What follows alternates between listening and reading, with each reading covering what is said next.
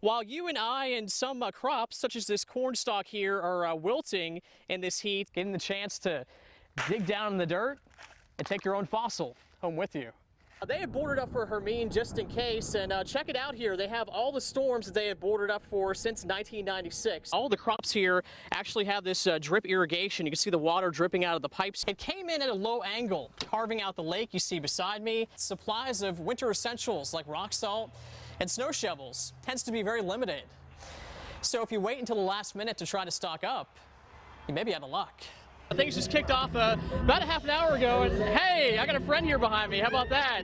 Plenty of people here dressed up in pirate gear. On FEMA's website, you can download and print out one of these, a Family Emergency Communication Plan wallet card. I'm getting bumped around here on the bumper cars. I had my good deep-fried Oreos, and now everybody's kind of piling on here in the corner. We are joined again by Hyde County Emergency Services Director Justin Gibbs. He's been preparing all day long for this approaching tropical depression.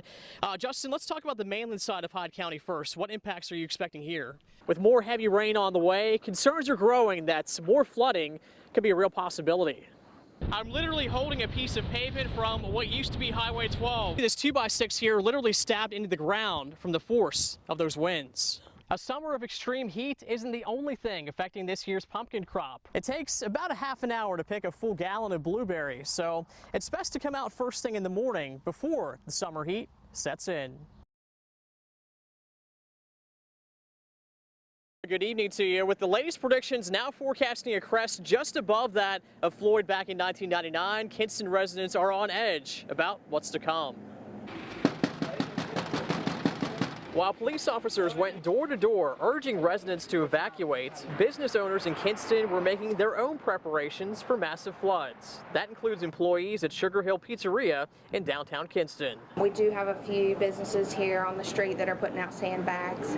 We've got plans to maybe put a couple sandbags on our door there that has, easier access for water to come in. Stainbag isn't too worried about water getting into the pizza shop, but the homes that are lined right on the edge of the river and those across the bridge are a little bit more greatly affected than we will be. Across the river at Davis Wholesale Tire Company, employees there are a lot more worried. We're getting everything off the floors and getting everything higher, and also plan on turning all of our electricity off. So we'll have everything shut down and prepare for the worst.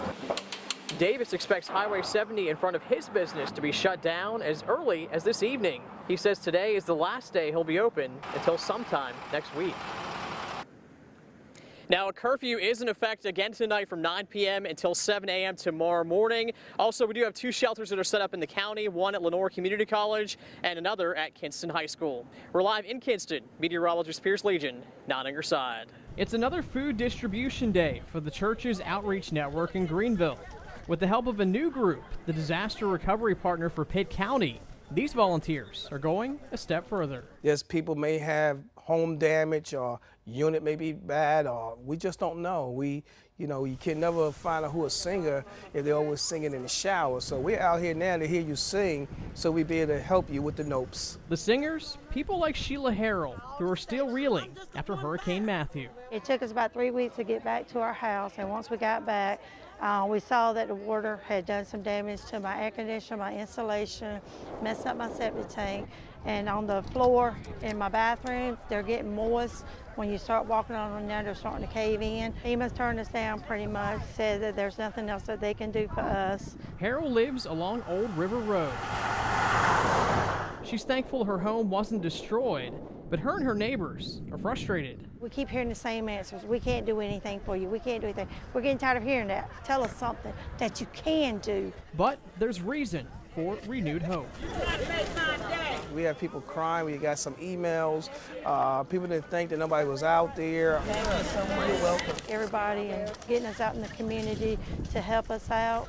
I mean, it's truly a blessing. I love the Lord. A blessing for many here who need it most. I love you, Lord. Take a drive through historic downtown Wilson, and you may notice something a little unusual, a little whimsical, and plenty of extraordinary. Whirligig is sort of just a general term used for things that move in the wind like this. Wally Simpson got started on the whirligigs when he was 65 years old. He lived in Lucama most of his life. He just collected stuff. He said, I wanted to do something with my hands. He'd start building them and then start imagining, you know, what else he could do to them, and he eventually started putting them up in the field across from his workshop. Wallace did call them windmills. It was other people around Wilson who started to call them whirligigs, and it sort of stuck. No matter what you call them, they've quickly become iconic. They became a roadside attraction. He sort of became accidentally famous. A lot of people thought he was a crazy old man. The things that he thought of in his dreams.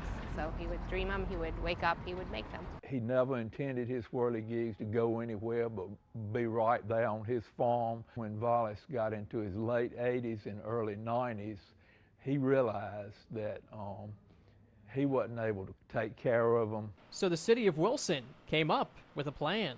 In about 2009, to revitalize downtown, the idea to build sort of a central park, if you will, in Wilson and have them populated by Wallace Simpson's whirligigs. He realized that he wasn't going to live forever, and if something wasn't done, his whirligigs certainly weren't going to live forever.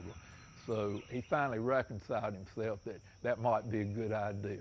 The years did eventually catch up with Wallace. He passed away in 2013 at the age of 94. 25 to 30 years exposed to the elements have really taken their toll on Wallace's pieces. Many are rusted and paint chipping off them, so the real hard work to restore these masterpieces to their former glory happens here at the Whirligig Conservation Headquarters. They have taken a lot of work to get them back to the original state that they're intended to be in. He loved to see what we were doing. When we'd finish a section and it'd be all bright and shiny again, and he'd say, spin it for me, and it would start whirling like it originally had. He said, man, he said, I like that.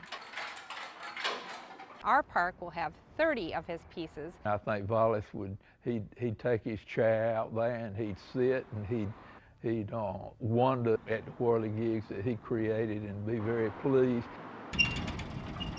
The father, husband, neighbor, and friend is now at the center of a movement even he couldn't have dreamed of.